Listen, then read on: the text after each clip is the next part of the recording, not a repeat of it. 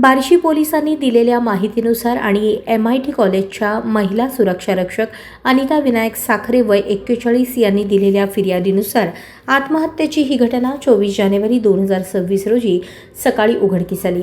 अंकिता शिंदे ही मूळची लातूर जिल्ह्यातील असून ती शिक्षणासाठी MIT कॉलेजच्या वसतिगृहात राहत होती। वसतिगृहातील ब्लॉक नंबर 106 मधील 32 नंबरच्या खोलीत ती राहत होती। सकाळी 8:30च्या सुमारास वसतिगृहातील दुसरी विद्यार्थिनी भाग्यश्री सूर्यवंशी हिने सुरक्षारक्षक अनिता साखरे यांना सांगितले की काल रात्री 12 वाजेपासून अंकिता तिच्या आईचा फोन उचलत नाहीये आणि ती खोलीत एकटीच आहे। माहितीवरून साखरे यांनी तात्काळ अंकिताच्या खोलीकडे धाव घेतली। सुरक्षारक्षकांनी दरवाजा वाजवला, मात्र आतून कोणताही प्रतिसाद मिळाला नाही। दरवाजा आतून बंद असल्याने त्यांनी खिडकीतून पाहण्याचा प्रयत्न केला असता खिडकीला पडदे लावलेले होते। अखेर खिडकीची लॅच तोडून आत डोकावले असता अंकिताने खोलीच्या सिलिंग फॅनला पांढऱ्या रंगाच्या नायलॉन दोरीने गळफास घेतल्याचे निदर्शनास आले। घटनेची माहिती मिळताच सुरक्षारक्षकांनी कॉलेजचे सुपरवायझर लवळे यांना कळवले